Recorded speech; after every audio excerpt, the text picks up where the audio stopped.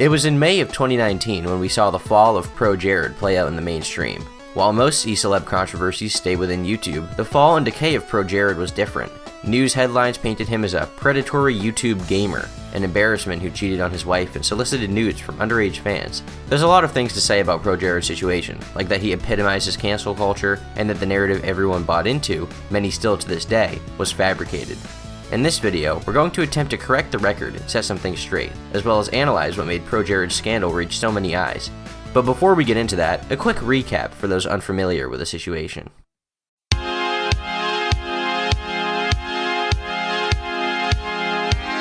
ProJared is an American gaming YouTuber known for producing reviews and top 10 lists with a comedic style in the same vein as Peanut Butter Gamer and JonTron. Originally known for his work at Screw Attack, he left the website in 2012 as a result of inside drama, as well as to focus on his own channel.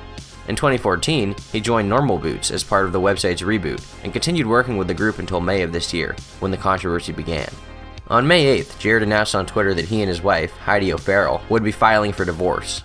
In his statement, he requests that viewers respect their privacy, and he hopes that they can both exit the marriage with style and grace. He also writes that, "This is all I plan on stating publicly regarding the matter." Things would change quickly, however, when Heidi responded by revealing that Jared had blocked her just prior to making the statement, and then revealed that the divorce had actually occurred as a result of infidelity. In stark contrast to Jared's vaguety, she revealed that Jared had been cheating on her with Holly Conrad from October to December 2018. Things became even more heated when fans began accusing Jared of soliciting nudes from minors. All of this created a narrative in the first few days that was so powerful that to this day, many still believe the image portrayed of Jared. And, as a result, he suffered significant losses. Over the span of only a month, ProJared lost nearly 250,000 subscribers, severed his ties with Normal Boots, and had dozens of explicit images leaked onto the internet. This is what people believed, and many to this day still believe, to be the truth. That ProJared is a pedophile who groomed his fans, who not only cheated on Heidi, but also abused her. At the time, it seemed like a fair assessment, but in retrospect, how reliable were these accusations?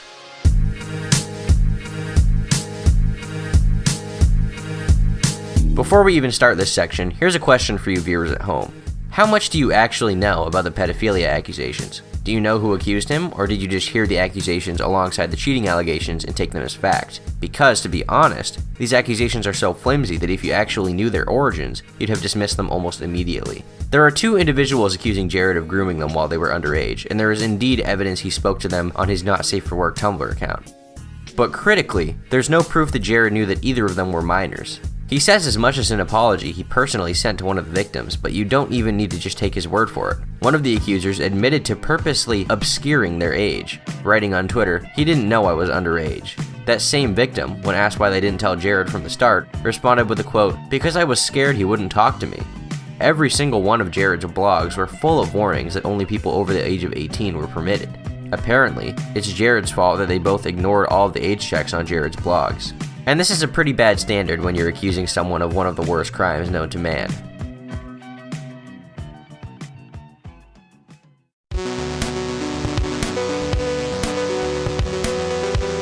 From the very start, Heidi was able to take control of the narrative and sway public opinion to her side. After all, if she's the one talking and Jared is hiding, that must mean she has nothing to hide. The issue with Heidi is that you can't dismiss all of her assertions. In fact, they're often based in truth. The lies come in the omissions. Heidi will purposely leave out information to make her case seem stronger. Throughout the initial week of the controversy, Heidi was able to use the lack of information regarding her and Jared's marriage to her advantage. Because no one knew what their relationship was like, she took advantage of the assumption that they had a traditional marriage. This was successful, and because Jared stayed silent during the most vital hours of the controversy, the public believed it. This narrative wasn't contested until Jared himself released a statement on May 17th, writing that Heidi had asked to be in an open, polyamorous relationship years prior. He reveals that she had taken several casual partners and been in a serious relationship with another partner since 2017. I know it's many of your guys' instinct to dismiss what Jared says immediately, but bear with me for now. Heidi responded to this later that same day. "It's true that I knew from the start that he and Holly were interested in each other. I called them out in January 2018. I said, address this because I'm not blind and I'm not an idiot. I wasn't comfortable with it. I was just trying very, very hard to accept my husband." 3 days later, on May 20th, Holly disputed this by releasing text messages that Jared had sent her to assure her that Heidi was consenting. Dated from February 2018, Heidi writes here, "If it makes it easier for you, I will quietly go to bed without interrupting. I'm only trying to help, not upset in the least. Also rooting for you, heart emoji. Oh, and you have full permission to do anything you want to." Heidi went on to address this by claiming she had rescinded this consent, which is valid. However, according to Heidi, all of the evidence she found of Jared and Holly cheating occurred from October to December in 2018. In Jared's response to the accusations from May 18, 2019, he writes that he had made several attempts to leave Heidi, coincidentally in the exact same time frame. He writes, "Those close to me have witnessed Heidi's behavior towards me on many occasions and have begged me to leave for some time. I was many things during this time, including embarrassed, scared, and broken, but I was never the abuser. I made several attempts to leave, starting in October 2018, but each time she refused to let it happen, threatening to destroy my career and to harm others if I left." If we're to listen to Jared, he had already communicated to Heidi that he wanted to end the relationship, and it was only her blackmailing that kept them together. This changes things significantly. Although yes, Jared is still cheating, it doesn't frame him as the abuser. It frames him as someone attempting to leave a toxic relationship, but being too submissive to do so. But maybe Jared's full of it. We can't prove that he began distancing himself from her around that time. Right? Well, as it turns out, Jared had already started distancing himself away from his wife by no longer wearing his wedding ring. The last known footage of Jared wearing this wedding ring was in a video from Dice Cameras Action, their Dungeons & Dragons campaign. The video was published on October 24th, 2018, the same time frame of when Jared claimed he began attempting to leave, and when all of Heidi's evidence of cheating occurred. And keep in mind, this is all without mentioning Heidi's own relationships with other men. It's convenient for her to claim that polyamory isn't relevant when her reaction to his experimentation were what led to the scandal in the first place. The reality is much more morally questionable. After the controversy began reaching mainstream publications, Heidi began gloating on her personal Facebook. Oh, and about that Facebook, many are under the misconception that Jared had been the one to first publicize the divorce. While it's true that Jared had a much bigger platform, it was actually Heidi who came out first. I know you're thinking that a personal Facebook post doesn't compare to a Twitter post, but she was friends with many of Jared's family, friends, and connections. Almost everyone who mattered to Jared's professional and personal life was there. So this is an extremely important clarification. Now let's take a look at that first post, because it very blatantly shows her initial attempts at crafting the narrative. Her post is dated May 7th, 2019, a day before Jared's announcement on Twitter. She writes, "In the past 3 weeks, I have bought my own car, we were sharing, signed a lease of my house, and filed for divorce. It's very clear to me now that I have no choice but to flee my abuser." Notice how already she frames Jared as the abuser, while portraying herself as independent and taking control of the situation. She states that she had filed for divorce, and that she bought her own car. Jared addresses this specific excerpt in his statement from May 17th, where he dispels the idea that she had been forced to flee. "I helped Heidi find a new place to live and paid the initial deposit. I bought her a car to facilitate her independence. I formally filed for divorce on May 13th, 2019, and have instructed my attorneys to make sure she receives her fair share of what I earned while we were together." And I can already hear you ask, how do we know he's telling the truth? Why are we taking Jared at his word? Well, that's because if you don't believe Jared, you can take a look at these court records, which explicitly state that he was the one to file divorce on the date he specified in his statement. This establishes two things: that she once again lied, this time blatantly and not just by omission, and that Jared in this instance was telling the truth. The immediate dismissal of Jared's statements by many people is absurd.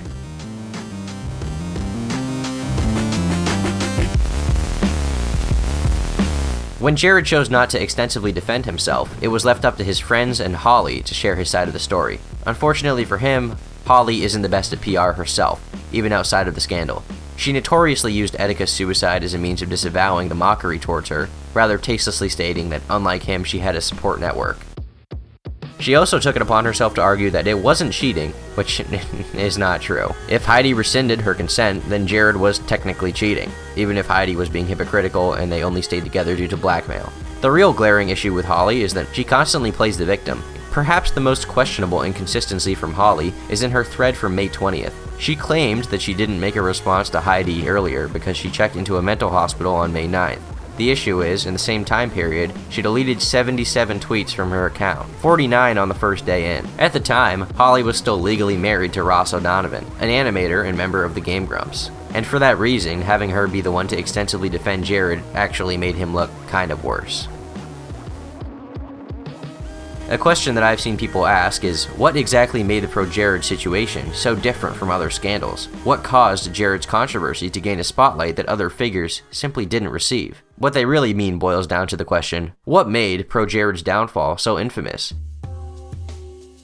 When you break it down, the ProJared controversy was a perfect storm of factors that made it optimal for mockery. Accuse a public figure of being a sexual deviant and you have a scandal. But accuse a public figure of being a sexual deviant and turn it into a meme and you get more than that. You get a phenomenon. The very idea of a meme is to boil concepts and ideas down to a few key characteristics. That's ultimately what makes them so universal. They're easy to communicate. This was to Jared's detriment. When Jared chose to stay silent out of some perceived professionalism, he let Heidi take complete control over the narrative. And with this ambiguity, she was able to spin the controversy into a complete caricature of the truth. Think about how you first learned about the ProJared controversy. News outlets, commentators, and memes portrayed the situation as an open and shut case. Everyone, and I mean literally everyone, interpreted this as a tried and true infidelity story. It wasn't until their experimentation into polyamory was revealed that this narrative began to fall apart. But by that point, it was already too late. Think about it this way. During the controversy, Jared had multiple sexually suggestive images of himself leaked to the internet, including an uncensored dick picture. This image was eventually memed itself, with many finding that they simply couldn't escape the image due to the communities they interacted with. Revenge porn is almost universally considered an immoral act, so why did everyone it was okay to share ProJared's dick pictures? The simple fact is that we all saw him as deserving of it. He had lost our good faith as a result of Heidi's characterization of events, as well as the pedophilia allegations. And, again, when information later came out casting doubt on this narrative, it was too late. Jared had already been punished. Another key aspect comes in who Jared himself was. He portrayed himself as a rather professional figure, and this is reflected in the sheer variety of his connections. How many gaming YouTubers have you seen stand beside Reggie Fils-Aimé or appear on Nickelodeon as a guest? One thing that set Jared apart from other gaming creators was his public image, that he portrayed himself as a brand-friendly guy. When you put yourself on this pedestal as almost a role model, you make it possible to have a fall from grace. Of course, this wasn't helped by the leaked dick pictures and track record of public horniness. Jared's constant sexual interactions with fans were to his detriment. The infamous dick pics are sourced from fans who weren't underage. Jared was living on the edge, and if there's anything to learn from this, don't have sex with your fans. Or e-sex, whatever you want to call it. In incel communities, it's a common talking point that attractive people get away with things ugly people wouldn't, because they get the benefit of the doubt based on their appearance. While this isn't always true in the real world, this was undoubtedly a factor in Jared's memeability. Because, and I know this is going to sound harsh, but he looks like a smug prick. Think about how many people mocked his appearance, calling him a worm, out of his league, and more. The sad truth is that if Jared didn't look the way he does, the memes would not be nearly as funny, and thus wouldn't spread as far. Oh, the difference a few millimeters of bone makes. As mentioned before, because Jared chose to stay silent during the entire controversy, this was taken as an admission of guilt, and his route was quite flawed. His stated goal had been to stay professional and respect Heidi's privacy. Well, sorry to break it to you, Jared, but this doesn't exactly work without mutual cooperation. As a result, all it ended up doing was making you look too defeated to respond, while Heidi, to this day, still controls a large part of the narrative. Jared's continued silence only harms him, and this isn't going to change if he comes back trying to completely ignore the controversy. A common critique of Jared is that he hides behind his friends' statements, and it doesn't help that his friends are incompetent at handling this brutal of a campaign. See Peanut Butter Gamer's "This Ain't It" tweet for proof of that. But this argument misunderstands that his friends are speaking out against the request of Jared, who asked them to, quote, not pile on for the sake of Heidi's mental health. Throughout this entire controversy, reading through all of the leaked messages and now he's handled things behind the scenes, the true ProJared seems far less malicious than many believe. At his core, Jared seems to be emotionally fragile and submissive. From his inability to end the relationship or even handle the public fallout, learning more about the situation simply makes Jared seem sympathetic. He's just a guy who got caught in a toxic marriage, tried to cope through a polyamorous relationship and sexting fans, and ended up publicly embarrassed because of it. If you think that he was still in the wrong for such a technical form of cheating, be my guest, but he really didn't deserve all that was thrown at him. Going off his friends who met the couple in real life prior to the execution, they stated that Jared would often get quiet and distant, and was sad almost all the time. According to First, a friend of Jared and contributor to Normal Boots, when he and Heidi moved to Seattle about a year and a half ago, I could tell something was up. He never wanted to talk about it. We should not take the accusations of abuse lightly, ever. There was an abusive relationship.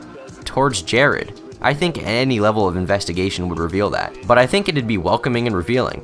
I have to reiterate, never once has Jared talked negatively towards Heidi to me. Literally ever. He didn't want to hurt Heidi and didn't want Holly to get caught in any of this. Yet, here we are.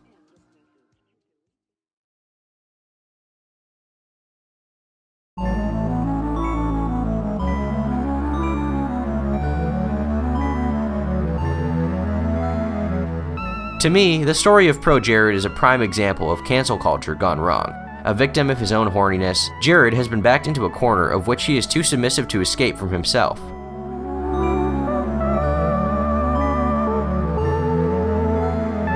Quite honestly, for Jared to speak out, it's more likely that the narrative around him needs to change. But what's the likelihood of this happening, right?